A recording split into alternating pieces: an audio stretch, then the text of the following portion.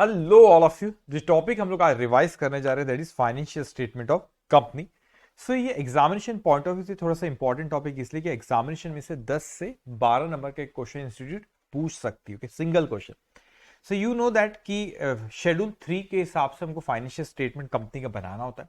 तो इस चैप्टर में हम लोग रिवाइज करेंगे शेड्यूल 3 क्या चीज होती है, उसमें जो मेन इंपॉर्टेंट पॉइंट्स है जिसका हमको ध्यान रखना होता है। बेसिक चीज स्टूडेंट को जनरली आइडिया रहती है, लेकिन कुछ इंपॉर्टेंट चीजें रहती है जिसका हमने को ख्याल रखना रहता है, स्पेशली अब शेड्यूल 3 के हिसाब से बनाए तो उसके बारे में हम डिस्कस करेंगे। और फिर इस चैप्टर के आखिरी में लोग ये भी रिवाइज करेंगे जो फाइनेंशियल स्टेटमेंट जो एडजस्टमेंट आपको इंस्टीट्यूट पूछती है वो सारे एडजस्टमेंट इस चैप्टर इस रैपिड जिसमें आपको दिए हुए वहां से हम लोग उसको रिवाइज करेंगे। ओके, सो फाइनेंशियल स्टेटमेंट जब हम बनाते हैं उसके दो पार्ट होते हैं शेड्यूल 3 के। Part 1 is related to balance sheet and part 2 is related to profit and loss account. जब हम नॉर्मल बैलेंस शीट बनाते थे जैसे प्रोप्राइटरशिप फर्म या पार्टनरशिप फर्म की, तो वहां पे आपने देखी एसेट साइड होता है लाइबिलिटी साइड। एसेट साइड में बच्चों यहाँ पे एसेट होती है, लाइबिलिटी साइड में कैपिटल और लाइबिलिटी हमारा होता है। लेकिन जब आप शेड्यूल 3 के हिसाब से बनाते तो वही चीजें बस लिखने का तरीका अलग है। तो हमारी इक्विटी और लाइबिलिटी, जो लाइबिलिटी साइड को हम हेडिंग देते हैं इक्विटी एंड लाइबिलिटी, वहां पर फिर हम लोग का आता है share holders fund. Share holders fund पहले, उसमें फिर share capital, reserve and surplus, फिर नॉन करंट लाइबिलिटी में आता है। लॉन्ग एक एक में जो इंपॉर्टेंट पॉइंट है सारे मैं आपको रिवाइज करा दूंगा, डोंट वरी, ठीक है। फिर नॉन करंट लाइबिलिटीज में long term borrowing, deferred tax liability, other current liability, long term provision. उसके बाद आता है करंट लाइबिलिटी, उसमें आता है short term borrowing, trade payable, other current liabilities, short term provision, then total. Then asset side वो divide है कि दो कैटेगरी में, non current asset and current asset. Non current asset में हम लोग आता है property plant and equipment, intangible, then non current investment, फिर deferred tax asset. And deferred tax asset not so important, वो एस 22 इसको कवर करता है। लेकिन जनरली इंस्टीट्यूट जब फाइनेंशियल स्टेटमेंट ऑफ कंपनी इस चैप्टर में हम लोग जब सॉल्व करते हैं डेफर्ड टैक्स का नहीं दिया हुआ होता है। Then long term loans and advances, other non current asset. Current asset में आपके आगे current inventories, sorry current investment, inventories, trade receivable, cash and cash equivalent, short term loans and advances, और फिर आपका अदर करंट एसेट। तो ये हो गई आप लोग यहाँ पे हमारी बैलेंस शीट इस तरीके से बना। आपको स्टूडेंट के दिमाग में कई सारी चीजें आती, हम लोग यहाँ पे डिस्कस करेंगे अभी कि नोट्स टू अकाउंट जो सारे मेन पॉइंट।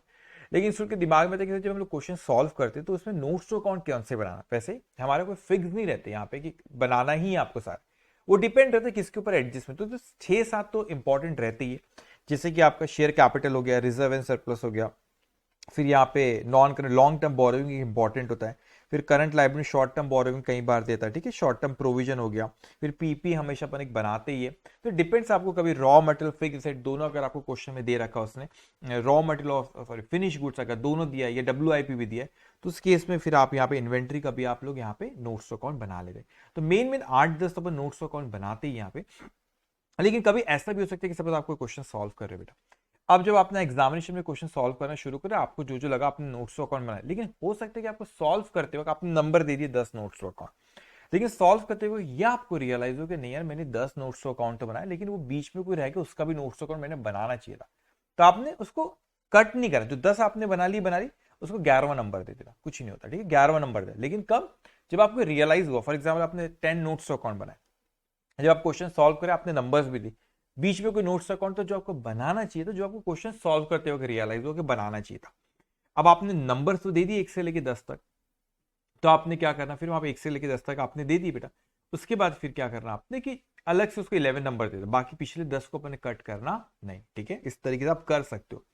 अब यहाँ पे profit statement of profit and loss, तो मैं बैलेंस शीट के आइटम के बारे में पहले बात कर लेता हूँ और फिर मैं पीएनएल पे आता हूँ, ठीक है। तो बैलेंस शीट में जैसे जो आपको पहला जो आपका नोट्स अकाउंट है शेयर कैपिटल, उसमें आपने ख्याल रखना अगर अदर देन कैश कंसिडरेशन अगर आप कोई भी शेयर इशू करते हो तो उसको अलग से स्पेसिफाई करना होता है एज पर शेड्यूल 3। और कॉल्स इन अर्लियर्स होता है उसका डेबिट बैलेंस होता है, उसको शेयर कैपिटल में से अपन क्या करते हैं माइनस करते, तो उसको माइनस करके हमको बताना रहेगा। देन उसके बाद फिर आपका अगर कोई भी पिछले, ये वही कह रहा है कि अदर देन कैश कंसिडरेशन आपका कोई जैसे बोनस शेयर आपने इशू करे तो पिछले 5 साल में ऐसी कोई चीज इशू करे अदर देन कैश कंसिडरेशन तो हमको बताना होता है। उसके बाद रिजर्व एंड सरप्लस, इसमें कुछ नया नहीं, लेकिन हाँ उसमें इंपॉर्टेंट चीज है बेटा कि रिजर्व एंड सरप्लस अगर जैसे आपको लॉस है, सरप्लस जो है आपका, अगर suppose profit and loss account में लॉस बैलेंस आए तो लॉस के डेबिट बैलेंस होते हैं उसको बैलेंस शीट में एसेट साइड में नहीं बता, रिजर्व एंड सरप्लस में ही बताना। नेगेटिव फिगर आप बताओगे, जैसे लॉस है नेगेटिव फिगर बताओ आउटर कॉलम पे, फॉर ऐसा भी हो सकता है ये आपने नेगेटिव बना, इट में ऑल्सो हैपन दैट कि आपने यहाँ पे कोई आपका रेवेन्यू रिजर्व दिख रहा है, फिर ये आपका जनरल रिजर्व और ये पीएल का लॉस है, तो ये तो नेगेटिव लिखना है, लिखना उसके अलावा लिखने के बावजूद अगर आउटर कॉलम भी सबका इफेक्ट लेकिन नेगेटिव आ रहा है तो भी चलेगा, इसी तरीके से आपको नेगेटिव शो करना होता है। ओके, इसको आप ख्याल रखेंगे। देन लॉन्ग टर्म बोरिंग्स में कुछ नई चीज नहीं, नॉर्मल है वो, ठीक है। फिर उसके other current liabilities, short term provision, ठीक है। देन शॉर्ट टर्म बोरिंग, हाँ इसको आपने ख्याल रखना है। एक आपको ना कभी कभी ऐसा क्वेश्चन देगा, current maturity of long term borrowing, what is this current maturity of long term borrowing. ऐसी कोई आपकी बोरिंग जो लॉन्ग टर्म थी लेकिन जो मैच्योर इस साल जो पोर्शन, फॉर एग्जाम्पल 10 लाख रुपए का लोन ली, जैसे स्क्रीन पे दिख रहा है आपको, 10 लाख रुपीज का लोन था, 9 लाख रुपए आपको एक साल के अंदर 1 लाख रुपए देना है, बचे हुए 9 लाख रुपए बाद भी देना। तो इस साल की ये बैलेंस शीट डेट है, तो मेरे 1 लाख रुपए जो एक साल के अंदर मेरे को देना है ना, तो इवन तो लॉन्ग टर्म बोरोइंग है टोटल, लेकिन जो एक साल का कंपोनेंट जो एक साल के अंदर देना, we call it current maturity of long term borrowing. तो that is a part of, ये आपका किसका, शॉर्ट टर्म बोरोइंग का हिस्सा होता है। तो 3-4 साल पहले अमेंडमेंट आया था, पहले एक्चुअली में जो लॉन्ग टर्म बोरोइंग का जो ये वाला कंपोनेंट होता है अदर करंट लायबिलिटी में बोलते थे, लेकिन अब इसको बता दें short term borrowing. This current maturity of long term borrowing is a part of short term borrowings, ठीक है। उसके बाद बेटा अदर करंट लायबिलिटी से, इसमें कुछ नया नहीं। अब short term provision for tax, PP में भी कुछ नया नहीं, इंटेंजिबल एसेट्स, ठीक है। अब आपने then loans and advances, long term inventories में ख्याल रखना, इन्वेंट्री आपकी रॉ मटेरियल हो सकती है, डब्ल्यूआईपी हो सकती है, फिनिश गुड्स हो सकती है, ठीक है। ये आपके स्टॉक इन ट्रेड में, देखिए स्टॉक इन ट्रेड और फिनिश गुड में फर्क होता है। स्टॉक इन ट्रेड होता है जो आपने खरीद के लेकर आए और उसी का ज्यादा कीमत में बेच रहे हो। इनमें फिनिश गुड्स जो होता है जो आप मैन्युफैक्चर करते हो, जो मैन्युफैक्चर हो जाता है उसको हम फिनिश गुड्स कहते हैं।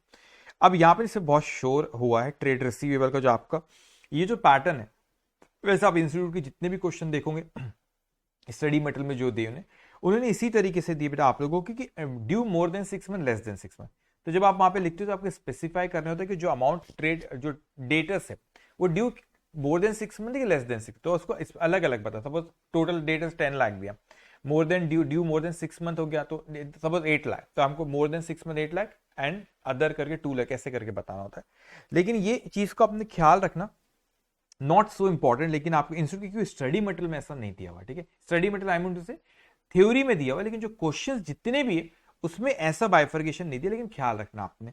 अब एक्चुअली बाइफर्केशन कैसे को, इसकी एज के हिसाब से आप बाइफर्केट कर रहे हो ट्रेड रिसीवेबल को, लेस देन 6 मंथ, फिर 6 महीने से 1 साल, 1 साल से 2 साल, 2 साल से 3 साल और मोर देन 3 मंथ। तो आप कब से आउटस्टैंडिंग है, 6 महीने के अंदर, 6 महीने से 1 साल के बीच में, 1 साल से 2 साल के बीच में, 2 साल से 3 साल के बीच में, ठीक है, और मोर देन 3 ईयर।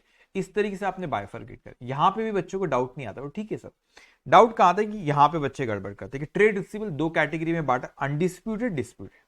अब अनडिस्प्यूटेड मतलब उसमें कोई डिस्प्यूट हमारा नहीं है, तो एक है आपका कि भाई यहाँ पे जो ये कोई डिस्प्यूट उसमें नहीं, तो गुड है, मतलब उसको प्रॉब्लम नहीं है। तो यहाँ पे देखो undisputed trade receivable consider good, तो गुड और डाउटफुल। अब आप बोलेंगे सर वो जब अनडिस्प्यूटेड डाउटफुल कैसा हो सकता है ना, अनडिस्प्यूटेड मतलब अमाउंट में हमारा कोई डिस्प्यूट नहीं है, कोई डैमेज नहीं था, गुड्स कोई दिक्कत नहीं, लेकिन वो जो डेटा से फाइनेंशियल पोजीशन में डिस्प्यूट नहीं, we know that financial position की ठीक नहीं हो सकता है, बैड डेप्ट हो, तो वैसे डिस्प्यूट कोई नहीं है लेकिन उसकी फाइनेंशियल पोजीशन ठीक नहीं है, तो we know that it may happen कि कुछ हमारा बैड डेप्ट हो जाए। अब डिस्प्यूटेड मतलब डिस्प्यूटेड रिलेटेड टू गुड्स हो सकता है, डैमेज गुड्स हो। अब आप बोलेंगे सर यहां पे बच्चों को लगता है कि नहीं सर डिस्प्यूटेड है, डाउटफुल समझ में आता है कि डिस्प्यूटेड है, तो डाउटफुल के पैसा हमको शायद डेटा से ना है, मगर how it can be possible disputed और आप उसको गुड लिख रहे हैं यहाँ पे, मतलब उसमें कोई दिक्कत नहीं, पैसा आ जाएगा। कभी कभी ऐसा होता है कि कोई कॉन्ट्रैक्ट हमारा होता है, उस कॉन्ट्रैक्ट में हम लोग लिख देते हैं कि मैं गुड्स तो आपको बेच रहा हूँ, मैं गुड्स तो आपको बेच रहा हूँ, लेकिन जो गुड्स आपको बेच रहा हूँ मगर इसमें कोई डैमेज हुआ तो मेरी कोई जिम्मेदारी नहीं रहेगी, तो डिस्प्यूट है, लेकिन तो भी हमको पता है क्योंकि कॉन्ट्रैक्ट में लिखा तो अमाउंट हमको मिल जाएगा। तो बाइफर्केशन इस तरीके से करें, undisputed, disputed, undisputed good, doubtful, same for disputed, good and doubtful, ठीक है, इसको ध्यान में रखना आपने, ठीक है। लेकिन उसके मटेरियल में जो क्वेश्चन दिए वो बहुत सिंपल दिए, लेस देन और मोर देन 6 मंथ, इस तरीके से दिया। Then cash and cash equivalent, फिर उसके बाद आपका short term loans and advance में कुछ ऐसा खास नहीं। अब ये चीज आपने कहना है प्रॉफिट एंड लॉस अकाउंट का जो फॉर्मेट है, ठीक है, आपको एग्जामिनेशन में इसी तरीके से आपने लिख के आना चाहिए, ठीक है। अब क्लास में सारे क्वेश्चन हम लोगों ने ऐसे ही किए थे। किस तरीके बेटे पार्ट 2 डील करता है statement of profit and loss, वो क्या कह रहा है आपसे, तो आपने यहाँ पे रेवेन्यू फ्रॉम ऑपरेशन, यहाँ पे कोई ट्रेडिंग अकाउंट ऐसा अलग से नहीं बनता, एक ही हमारा बनता पीएनएल अकाउंट, उसमें ट्रेडिंग पीएनएल के आइटम हम लोग क्या आते हैं, तो आपसे क्या कह रहा है यहाँ पे, वो आपका रेवेन्यू फ्रॉम, आपने यहाँ पे लिखे रेवेन्यू फ्रॉम ऑपरेशन, उसके अदर इनकम। अब रेवेन्यू फ्रॉम ऑपरेशन में क्या आता है मैं आपको बताता हूँ, फिर आपने अदर इनकम लिखी, फिर एक्सपेंस में आप एक्चुअल में टोटल 7 आते, कॉस्ट ऑफ मटेरियल कंज्यूम। अब एक चीज ख्याल रखना, जो कोई मैन्युफैक्चरिंग यूनिट है अगर कोई, तो मैन्युफैक्चर एंटिटी अगर कोई रहता है तो उस मैन्युफैक्चरिंग एंटिटी में क्या होता है बच्चों की, उसका रॉ मटेरियल भी इन्वेंट्री होता है, डब्ल्यूआईपी भी इन्वेंट्री हो सकता है और फिनिश गुड्स भी उसका इन्वेंट्री होता है। ये तीनों उसके इन्वेंट्री हो सकते हैं, ठीक है। तो यहाँ पे आपका यहाँ पे कॉस्ट ऑफ मटेरियल कंज्यूम का मतलब ये तो वैसे अपन मैं वहां पे आपको बताता हूँ। रॉ मटेरियल जैसे आप नॉर्मल ट्रेडिंग अकाउंट बनाते हो तो क्या करते हैं हम, डेबिट साइड में ओपनिंग स्टॉक लिखते हैं, क्रेडिट साइड में क्लोजिंग स्टॉक लिखते हैं, इसी तरीके से लिखते हैं ना। डेबिट साइड में ओपनिंग स्टॉक लिखते हैं, क्रेडिट साइड में क्या लिखते हैं बच्चों, क्लोजिंग स्टॉक लिखते हैं। तो इस तरीके से हम लिखते हैं। लेकिन अब क्या होगा कि यहां पर ऐसा ओपनिंग स्टॉक क्लोजिंग स्टॉक लिखते हैं, यहाँ पे चेंज इन इन्वेंट्री लिखते हैं। तो अगर आप ये वाला पॉइंट देखें ना, ये वाला चेंज इन इन्वेंट्रीज करके मैं आपको एक्सप्लेन करता हूँ, लेकिन इस चेंज इन इन्वेंट्री में रॉ मटेरियल वाला नहीं आता। तो सर आप बोलेंगे फिर ओपनिंग स्टॉक और क्लोजिंग स्टॉक रॉ मटेरियल कहां लिखो। तो ये जो कॉस्ट ऑफ मटेरियल कंज्यूम होता है उसमें मैं आपको सिखाता हूँ नोट नंबर 18 में।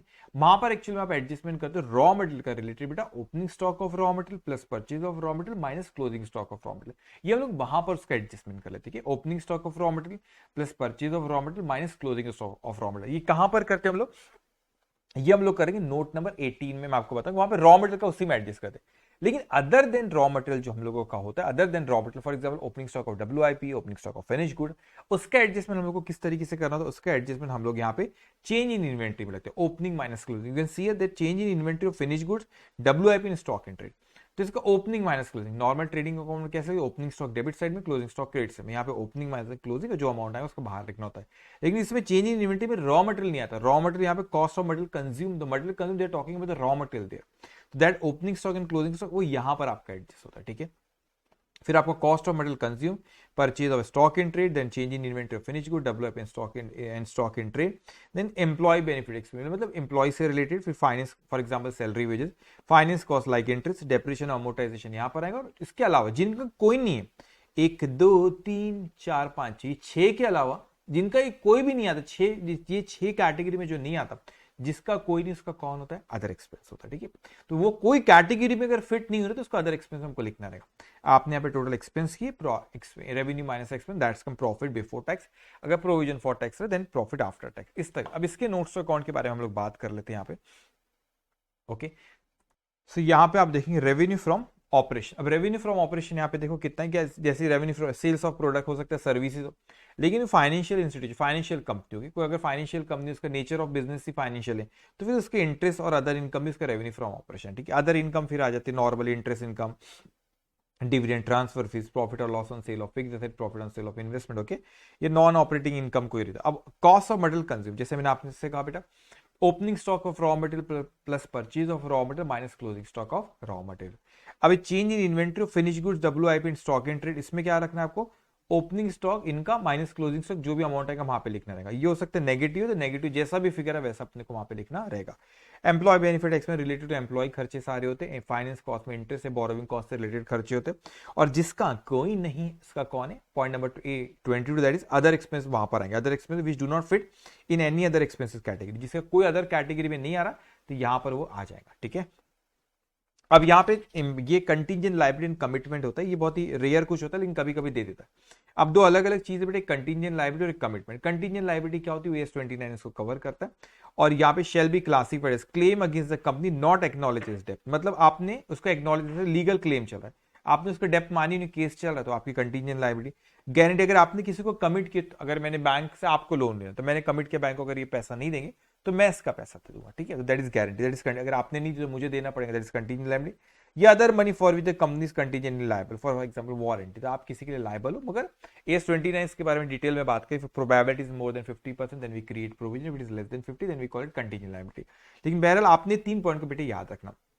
Then commitment shall be class, आपके कोई कमिटमेंट होता है ना, वो भी अपने को स्पेसिफाई करना। तो for example estimated amount of contract remaining to be executed on capital account and not provided for. अब कोई जो आपने एग्जीक्यूट कर रहा है आपने भी फुलफिल नहीं करे हो, तो एग्जीक्यूट आगे आप करने वाले हो, उसके बारे में आपको बताना है। Uncalled liability on shares and other investment partly, अगर आपने कोई इन्वेस्टमेंट कर रखी हो, ठीक है। अब सपोज 100 रुपए का शेयर, तो उस कंपनी ने आपसे 80 रुपीज बुलाया, 80 रुपीज आपसे बुलाया, लेकिन आपने 20 रुपीज अभी नहीं दी, तो जो 20 रुपीज जो आपसे अभी बुलाएंगे, तो अपने को अभी दिए नहीं, अभी देना है, जब वो बुलाएंगे जब अपने को देना रहेगा, तो आपके लिए क्या हो जाएंगे, तो वो आपके अनकॉल्ड लाइबिलिटी, उसने अभी तक बुलाया नहीं है, तो आपका कमिटमेंट आपको होता है वो यहाँ लिखेंगे, या उसके अलावा कोई कमिटमेंट है तो अपने को स्पेसिफाई करना होता है। अब देखो इंस्टीट्यूट में इसके डिविजिबल प्रॉफिट क्या, इसके ऊपर मैं आता हूँ 2 मिनट में, लेकिन उसके पहले ना ये आपने बड़े अच्छे से ध्यान से समझना बेटा, एडिशनल इंफॉर्मेशन आपको कैसे दे, बस आप इतना पढ़ लो इस चैप्टर में, इसी में से एडजस्टमेंट इंस्टीट्यूट पूछेगा, ठीक है।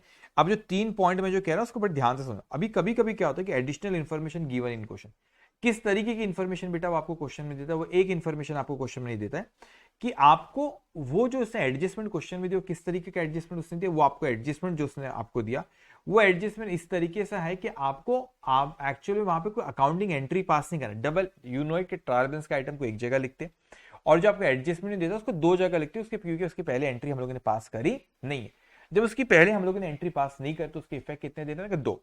लेकिन कई बार इंस्टीट्यूट ज्यादातर ऐसा होता है, इस चैप्टर मैंने ऑब्जर्व किया कि इंस्टीट्यूट इस तरह की इंफॉर्मेशन हम लोगों को वहां पे एडजस्टमेंट में देता है, that is just additional information के point of view, additional disclosure, more detail information के हिसाब से देता है।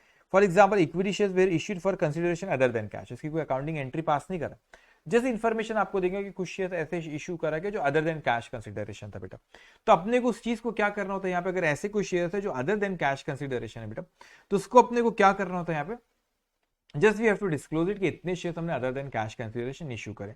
नोट्स टू अकाउंट वन जो शेयर कैपिटल का था उसमें, तो provide additional information in the notes to account regarding share capital issued other than cash consideration, वो अपने को बताना रहेगा कि अदर देन कैश कंसिडरेशन इतने शेयर इशू कर, दैट्स इट, उसके अलावा और कुछ नहीं लिखना अपने को। देन कभी बोलते हैं trade receivable so and so are due for more than 6 month, ऐसा बोल देंगे आपको, इसी में से आएगा आपको क्वेश्चन में, ठीक है। तो आपको नोट्स अकाउंट जो भी आपका ट्रेड रिसीवेबल का रहेगा उसमें आपको बताना है कि ड्यू मोर देन 6 मंथ से कितना है और उसके अलावा कितना other. The cost of asset given in additional information, अब कभी कभी कहते हैं बैलेंस शीट में तो WDV लिखी, लेकिन कॉस्ट ऑफ ओरिजिनल कॉस्ट आपको एडिशनल इन्फॉर्मेशन में दे देता है। तो ओरिजिनल कॉस्ट जब उसने एडिशनल इन्फॉर्मेशन में जब उसने आपको ओरिजिनल कॉस्ट उसने जब आपको दे दिया, तो क्या चीज होता है, आपको ओरिजिनल कॉस्ट में से आपको अक्यूमुलेटेड डेप्रिसिएशन को माइनस करना, मतलब ओरिजिनल कॉस्ट उसने दे दिया आपको कहां पे, एडिशनल इन्फॉर्मेशन।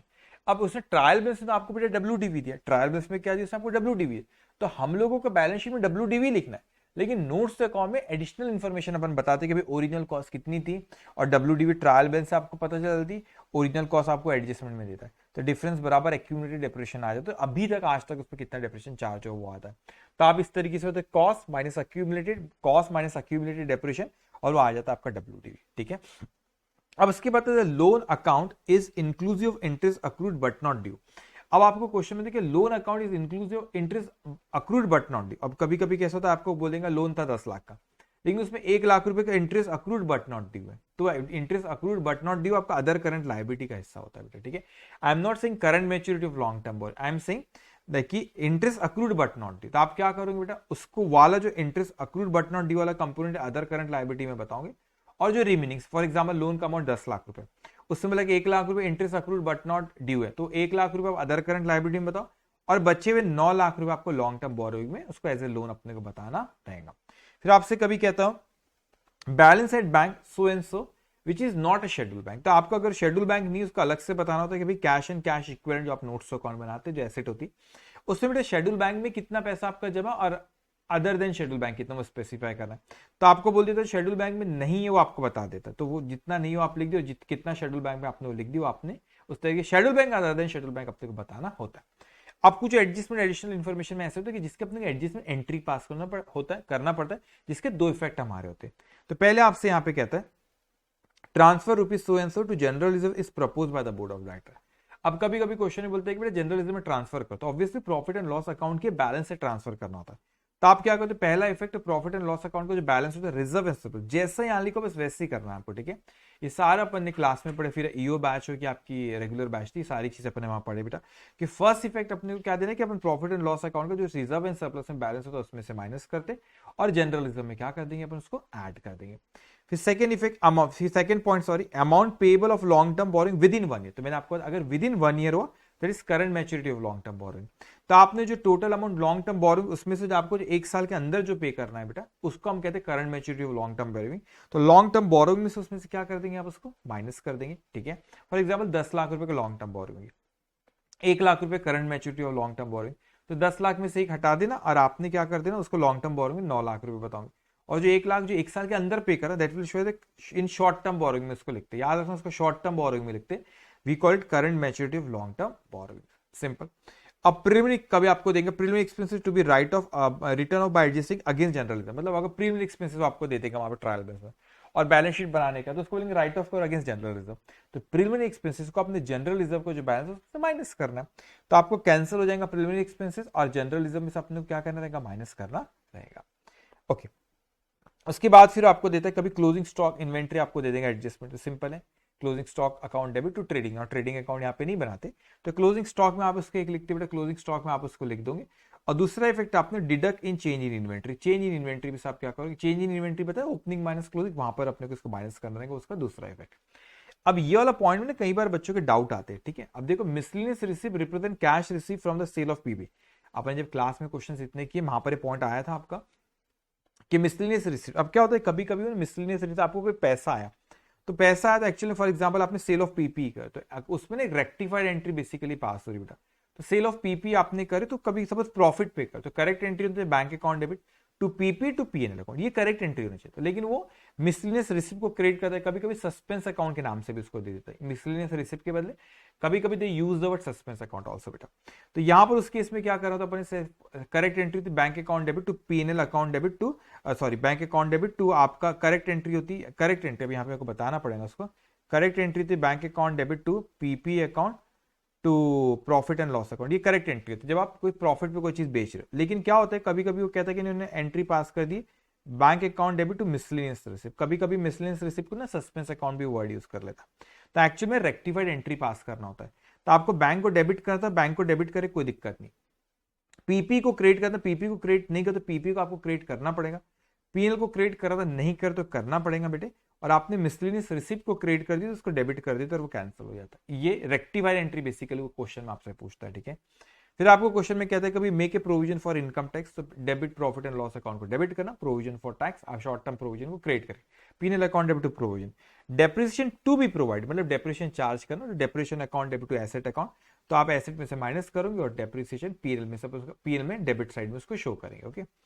अब यहाँ पे पीपी रीवैल्यू, अब ये 10 का पॉइंट आता है लेकिन कभी कभी इंस्टीट्यूट आपको इस चैप्टर में पूछता है, तो पीपी रीवैल्यू, तो अपवर्ड रीवैल्यूएशन मतलब उसकी वैल्यू को क्या करना अपने को, इसकी वैल्यू को अपने को बढ़ाना, तो add to the cost of the PP को हम लोग यहाँ पे add to the cost of PP को अपन यहाँ पे उसको बढ़ाएंगे, तो पीपी में आप ऐड करोगे और रिवैल्यूएशन सरप्लस में आप क्या करोगे उसको क्रिएट करोगे, तो आप एंट्री पास करें PP account debit to revaluation surplus, तो पीपी क्या पीपी की कॉस्ट में ऐड करोगे, रिवैल्यूएशन सरप्लस का रिजर्व एंड सरप्लस में आपका आता है। Outstanding expense, expense account debit outstanding expense, expense will come in PNL account, outstanding expense का आएगा आपका अदर करंट लायबिलिटी में। इंटरेस्ट अक्रूड ऑन इन्वेस्टमेंट, यहाँ पे आप लिख लेना रैपिड जी आपके सामने ऑन इन्वेस्टमेंट बेटा, तो ये एसेट होती है आपकी, सो एसेट आपकी एसेट साइड में आएगा, that will come under other current asset, और ये आपकी इनकम अदर इनकम में इसका सेकंड इफेक्ट आप देंगे। Then prepaid expense, what is prepaid expense, आपने एडवांस में कोई दी थी, तो आपने जो एडवांस में दी थी आपकी एसेट है, तो deduct from the relevant expense, एक इफेक्ट होता है कि रेलेवेंट एक्सपेंस जो आपने ज्यादा, for example prepaid salary, prepaid rent, तो रेंट में से माइनस करेंगे, 20 साल का खर्चा है नहीं, तो आप रेंट में से माइनस करोगे। दूसरा इफेक्ट आपका short term loans and advances करके एक आपकी हेडिंग होती है करंट एसेट में, वहां पर क्योंकि आपके एसेट आपने एडवांस में, तो वहां पर ये आपका आ जाएगा।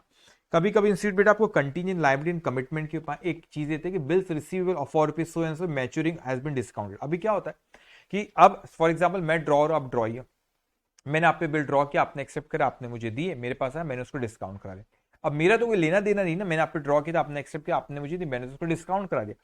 अब दिक्कत क्या आती है बेटा, जो बैंक है मैच्योरिटी डेट पे आपके पास आएगा, अगर आपने नहीं दिए तो मुझको उसको देना पड़ेगा, तो ये मेरी कंटीजेंट लायबिलिटी होती है, ठीक है। तो इस तरह का पॉइंट दिया आपको, तो कंटीजेंट लायबिलिटी बताना होता है। और कभी कभी क्वेश्चन में company had contract for erection of machinery which is still incomplete, आपको कहता है कि जो अभी तक आपने कंप्लीट नहीं करे, कोई कमिटमेंट आपने कंप्लीट नहीं करे, तो आपको नोट्स अकाउंट में बताना था कि हमारा कोई कॉन्ट्रैक्ट था, इस तरह कैसा रहता है, इरेक्शन ऑफ मशीनरी का हमने नहीं करे, तो कोई कमिटमेंट ऑफ फुलफिल नहीं किया, तो वो अपने को बताना होता है। ट्रस्ट में जो एडजस्टमेंट सारे एडजस्टमेंट इसी में से आपको आएंगे, ठीक है। अब उसके बाद एक और चीज ख्याल रखना, कभी कभी ना इंस्टीट्यूट डिविजिबल प्रॉफिट पे आपको एक क्वेश्चन दिया रहता है, हमने क्लास में भी सॉल्व किया उसका क्वेश्चन।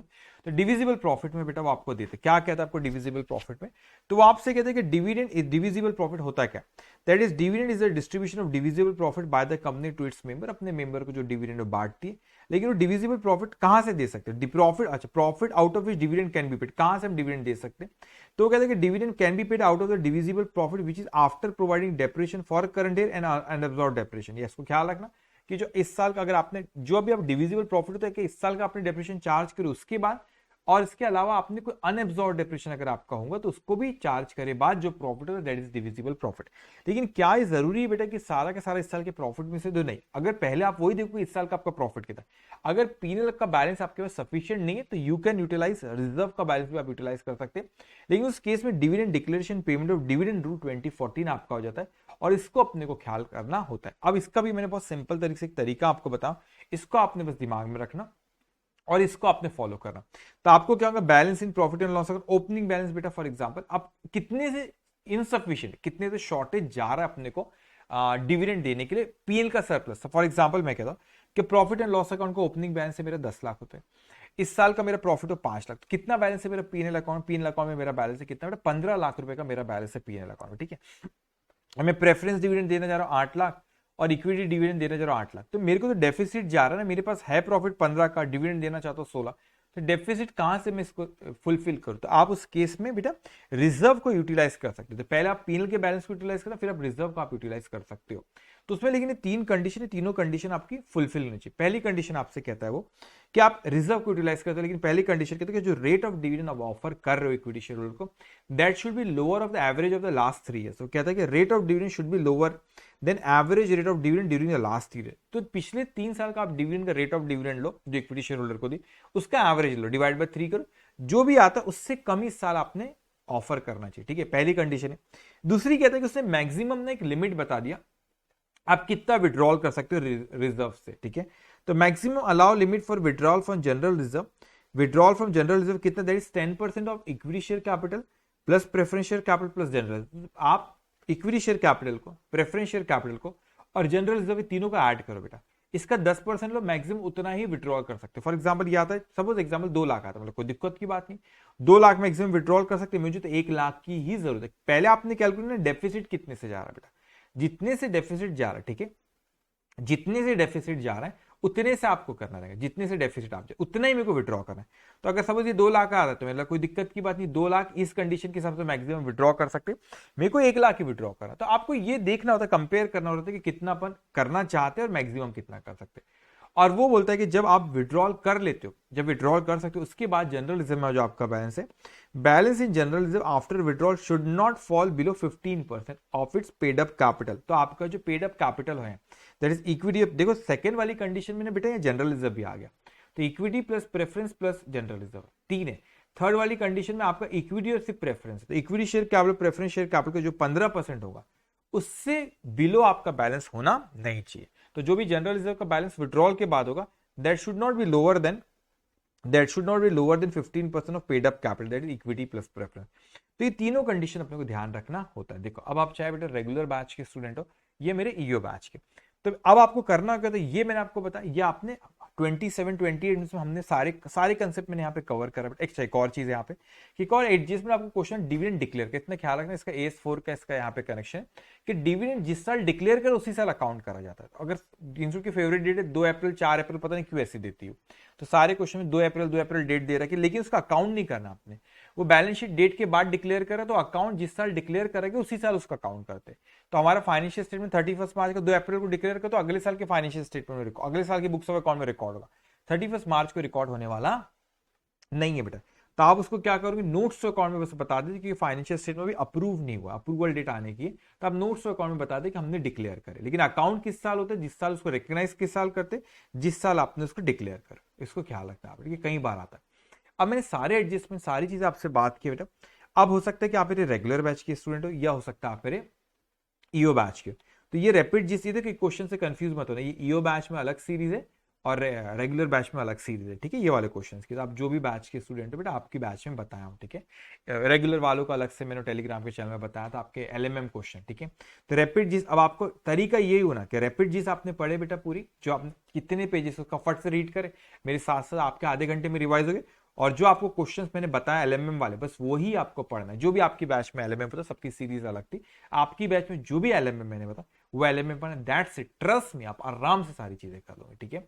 अब हमने सारे कंसेप्ट यहाँ पे पढ़े, अब LMM वाले क्वेश्चंस आपने इसके करना, ठीक है। इसके बाद एक कंसोलिडेशन चैप्टर बेटा, एक ब्रांच, वो फुल चैप्टर मेरे को यहाँ पे रिवाइज कराना है, और आधे एस हो गए, आधे एस भी रिमेनिंग जल्दी हो जाएंगे, डोंट वरी, उसके बारे में कुछ प्लान करके रखो, 1-2 दिन में 2-4 दिन में वो I will give it all the accountings, don't have to worry, ठीक है। तो इस तरीके से आपको रिवाइज करना रहेगा। डोंट गेट, अब पैनिक नहीं करना, भी बहुत इंपॉर्टेंट पीरियड, आखिरी आखिरी का वक्त चल रहा है, और उसका बहुत ध्यान से बेटा एलएमएम आपने यहाँ पे पढ़े, एलएमएम करा, दैट्स इट, कूल माइंड से डिसिप्लिन से पढ़ो, सारी चीज हो जाएगी। ओके, नाउ ये हमने financial statement of company chapter के सारे पॉइंट जस्ट 30 मिनट्स इसको रिवाइज कर लिया। Okay, take care all of you, bye bye.